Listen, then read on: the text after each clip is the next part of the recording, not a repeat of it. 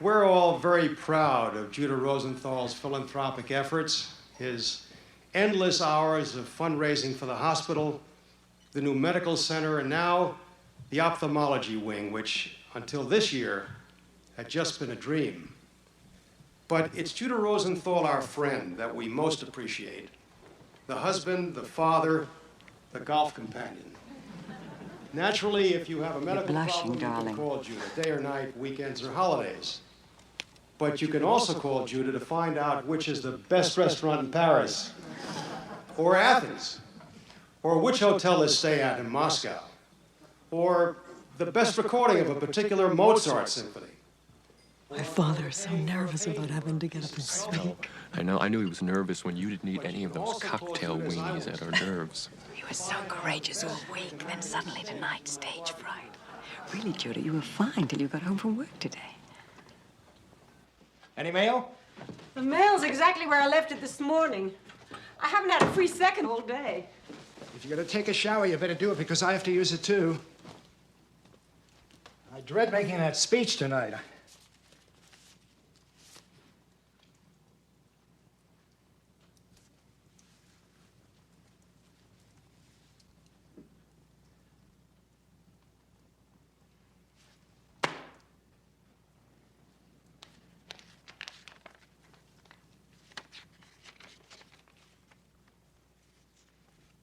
Dear Miriam Rosenthal, I am at the lowest point of my life as I write you this letter. I wish to cause no suffering, but because I'm going through pure hell, I ask if you can meet me one time. Your husband and I are more than intimate friends and have been deeply in love for over 2 years now. This must be faced as there are so many ramifications and complications. Many promises were made, etc. I need an open exchange with you to clear things.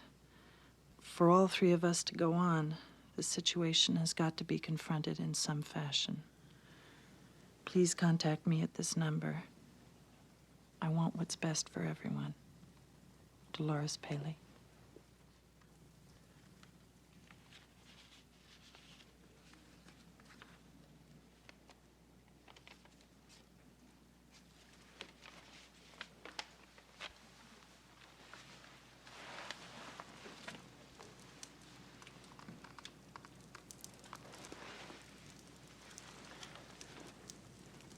That the new ophthalmology wing has become a reality is not just a tribute to me, but to a spirit of community, generosity, of mutual caring, and answered prayers. Now, it's funny I use the term answered prayers. You see, I'm a man of science. I've always been a skeptic, but I was raised quite religiously. And while I challenged it, even as a child, some of that feeling must have stuck with me. I remember my father telling me, the eyes of God are on us always. The eyes of God. What a phrase to a young boy. I mean, what were God's eyes like? Unimaginably penetrating, intense eyes, I assumed.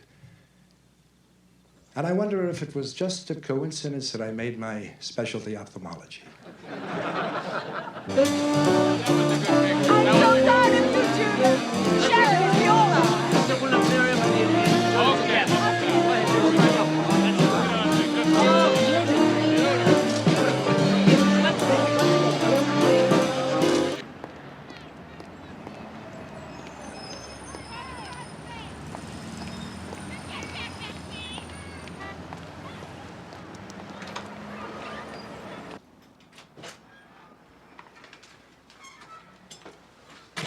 Why did you write that letter?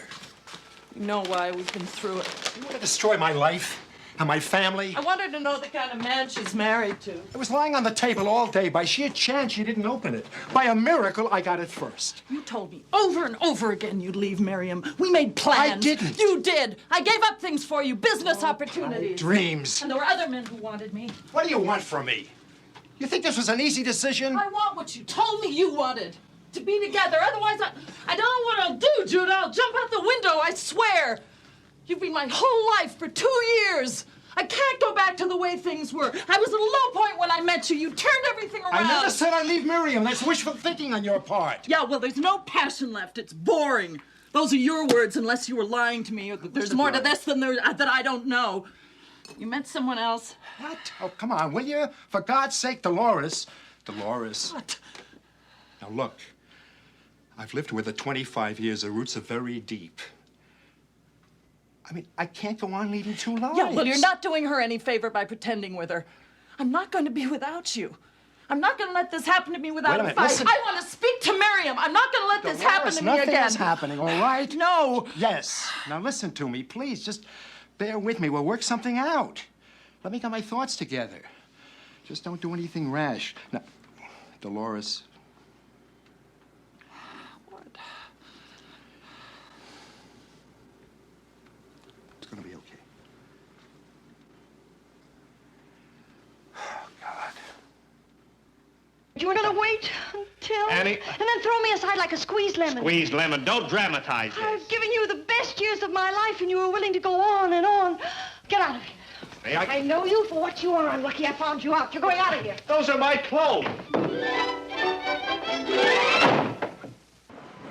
It was great, wasn't it? I loved With the it. tuxedos and the evening gowns and everything. Great. God, it was wonderful to live like that. This is awful. Let me see if I can get a cab. You stay here. So you want to go to the movies again tomorrow? Oh, sure, Uncle Cliff. Unless...